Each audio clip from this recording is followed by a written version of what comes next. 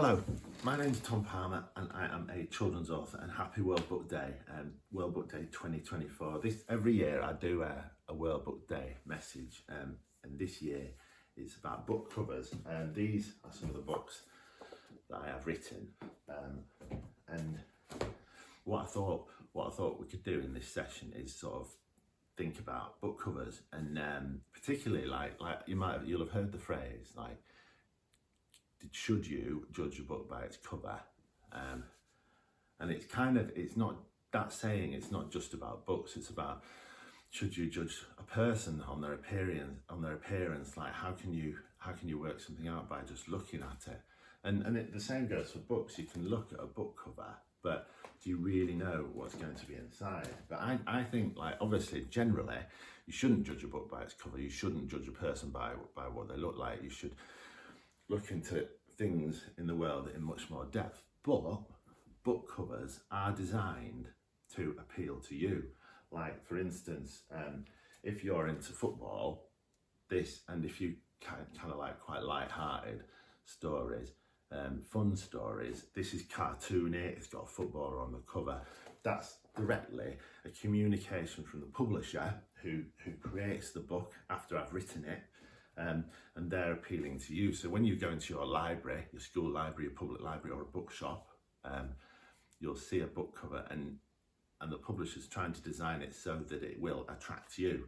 So in some ways, maybe you should judge a book by its cover. And I thought I should go through a few of my book covers and just tell you a bit about them and how they came about and that sort of thing. But this, for reference, this is my desk. This is where I work. That's my calendar, that's some little pictures I've got, and these are the trays where I put stuff relating to the books that I'm working on. But anyway, this is my desk, this is my office, and this is me trying to explain about book covers. So let's start with like 3 of my book covers. In fact, I'm just going to grab one from over there, just a minute. Right, so do these book covers appeal to you? Let's start with this. This is one of my Roy the Rovers books, and it's designed by a German illustrator called Lisa Henke. That's one of my book covers. Does that appeal to you? Or does this appeal to you? This is a more historical book. It's kind of got sad things in it. It's supposed to be a bit emotional, but also historical. Does that appeal to you? Is that your kind of book, or does this appeal to you? This is it's kind of a, what is it? I wrote a book about how to promote reading, and it was translated, as you can see, if you speak Russian, into Russian. Does that book cover appeal to you? Like, different books appeal to different people, and I suppose that's what I'm trying to demonstrate in this video. Right, what did I say I was going to say next? So, right, I'm going to start by looking at my history book covers. So these are my history books, and they're all published by the same publisher. If you look at the covers, they're all different. Obviously, Resist, Over the Line, D-Day Dog, Arctic Star, Armistice Runner, and After the War. And these are mostly designed by the same illustrator, Tom Closey-Cole, who's a wonderful illustrator. And these are designed to look similar to each other, but to look different. But they're also designed to look sort of, to draw you in. I think, like, who are these 3 boys? Why are they standing on the mountains? Why are they looking into the distance? It's sort of emotional, perhaps historic, and especially I think these book covers, because you've actually got war action going on. You've got parachuters coming down in the distance. It sort of tells you a bit of the historical context about the books. And for me, I think these book covers, I've just told 3 of them because it's not so easy to tell 6 of them. I think these book covers by Tom Closey-Cole really transformed my career. I was doing all right with my books, but these book covers, because they're such fantastic book covers, I think they really stand out, and they stand out amongst other books on the bookshelves or occasionally on tables, and it makes people maybe want to pick them up, especially because they've all got the similar look because they're by the same illustrator, and that creates a sort of a brand, and brand is really important. If you think about authors that you like, Wimpy Kid, Jacqueline Wilson, David Walliams, if you've read any of those books, the book covers have a similar look. Often it's the same illustrator, but it's certainly the same design to make them all look similar to each other, and that's what happens with these books. Another one of the series of my books that was branded was the my foul play books, and if you look at them, they're like I'm trying to hold them so you can see them all. These stories are about football and crime. So, and I think these were masterfully designed. In fact, when these came out initially, these were the book covers. This is 15 years ago, and I think they were designed more because the Alex Rider books by Anthony Horowitz were really popular then. I think these books were designed to look more like that.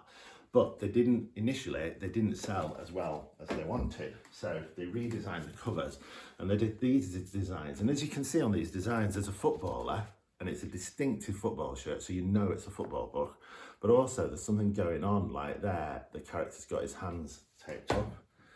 There he's got some money, like it could be to do with bribery and corruption, in his hands.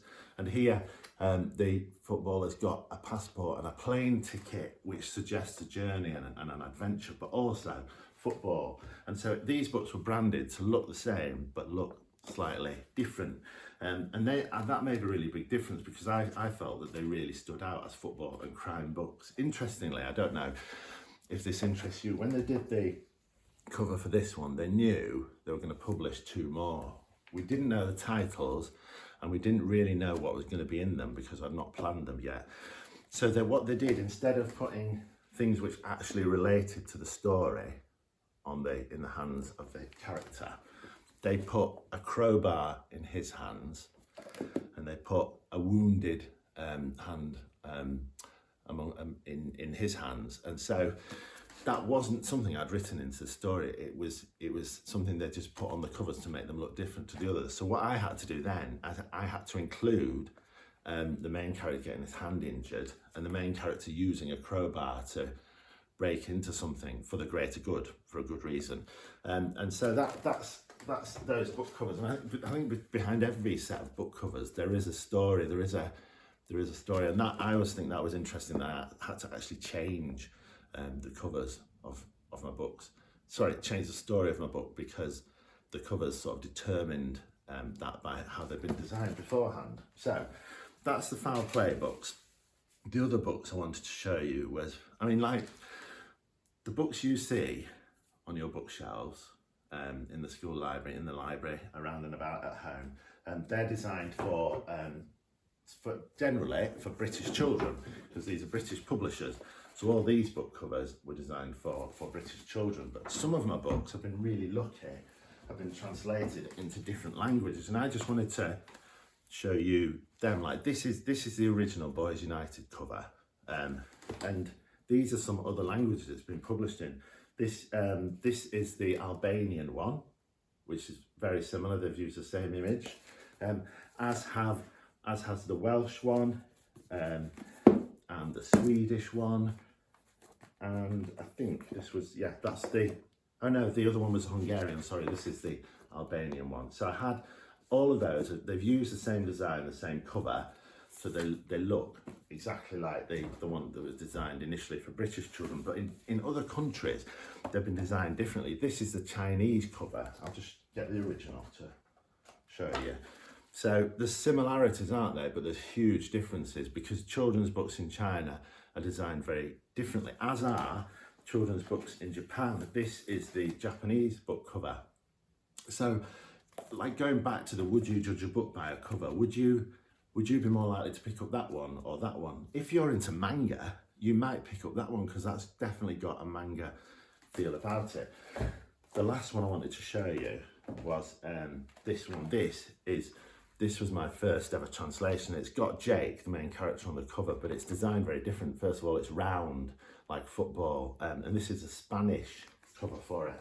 I just wanted to show you because I thought this was unusual. When you open it, there was a patch here, and I don't know if you've ever heard of scratch and sniff, but basically, if you bought this book in Spain and you scratched that area and then sniffed the area, it was supposed to smell of grass. So as well as the gimmick of it being football shaped, it had like a grass smell inside it, which is completely different to this, which had none of that going on. So maybe that says something about children reading books in Spain, like different to children reading books in England, and sorry, in the UK. So that's those book covers. The other thing I wanted to talk to you about, really, before I finish, was like my input. So I'm the author, I write the book. How much input do you think I have when I'm presented with a cover of a book? Unfortunately, I've made a huge pile here, and I need to find the right books. Like this, for instance, this one. So this was the first cover Tom Closey Cole did for one of my books, and I loved it. This cover revolutionised my career. It improved my chances to make a living as a writer, and that's all down to Tom Closey Cole. But when the publisher showed me the book covers, the girl in the original picture, she was like, she looked like it was a flat. So she's climbing a mountain there. As you can see, it's about a girl who's a fell runner running up a mountain. It was a flat field, and it looked more like she was hopping or skipping. And I felt it was really important. This is about a girl who's doing sport, and she's fit, she's strong, she's powerful. She needed to look fit and strong and powerful. So I said, could we use another image from for the girl on the cover? The soldier was fine generally, but and the publisher listened to me, and we put on this image, which looks much more like a fit, strong, powerful girl running up a mountain. And I felt that was really important. So I challenged that book cover, but usually I do not. Like most of my book covers, I've never changed. I've never made any suggestions to change them, because I trust the publisher on the whole to get the design of the cover right when they're designing a book that's going to appeal to you. However, there was one thing that the football fans among you might be interested in. My first ever book was non-fiction, and it's called If You're Proud to Be a Leeds Fan. And it's on the cover there, you've got, so basically it's a season watching Leeds United. And the manager of Leeds in the season that I wrote about was called David O'Leary, but he was sacked at the end of the season, and a new manager came in, Terry Venables, the former England manager, and Leeds United, who were going to buy 1,000 copies of the book to sell in their shop, insisted that Terry Venables go on the cover and not David O'Leary. So for me, I was like, but it was David O'Leary who was the manager at the time, surely he should be on the cover. But the publisher said that Leeds United had asked, or I don't know whether demanded, but asked if Venables could go on the cover. And so they changed the cover kind of against my wishes. And that's what happens in your contract. If you get a book published, it will say things like, it'll say you don't have the final right on the title, you don't have the final right to choose the cover, and the blurb is not, generally, as far as I know, written by the author. So all those things are written by the publisher, and that's part of the contract. And like, speaking about all that sort of thing, I think it's worth looking at a book cover and just looking at the different elements that there are on the book cover before we finish. So obviously, like, what have you got on a book cover? There's several things on it, and these are some of the things on it. Maybe you could even stop the video and think of all the different things and elements you can see on a book cover other than just the picture. But I'll go on now and explain those. So you've got the image, you've got the title, you've usually got a quote on the bottom from another author or someone famous to make it sound like someone else really likes it. You've got the author's name. Sometimes you've got a subtitle. So that's already 1, 2, 3, 4, 5 things. Then on the spine, you've got the publisher's logo. In the case of Puffin, it's a puffin. And then in the case of Barrington Stoke, it's the words Barrington Stoke. But you've also got the blurb. You've got pictures of other books by the author. You might have another quote. You've got the ISBN number. And you've got the price and the website address of the publisher. So there's loads of stuff on a cover, which is going back to what I said right at the beginning, is to communicate to you what this book is, who it's for, why you might be interested in it, and all those things are put together to make a really big difference. And like, they're to make you ask questions. I suppose you're going to ask, like, who is this girl on the bike? Where is she going? Why is there something burning in the background? And the last thing I wanted to ask you to do, if you fancy doing it, is my next book is called Angel of Grasmere, and I don't have the book yet because it's not out till the 9th of May, but I do have the cover.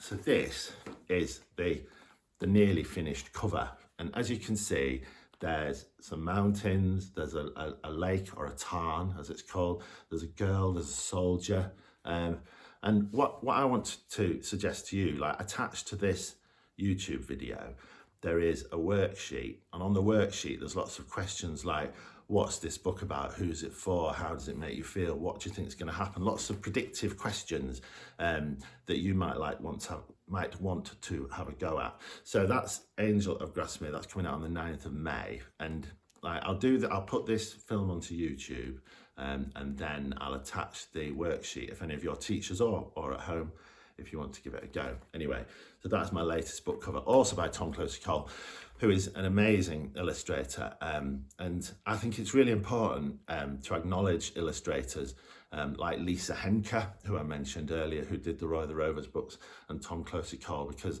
they can really make the difference for an author. Anyway, thank you for listening. Happy World Book Day, and see you again soon.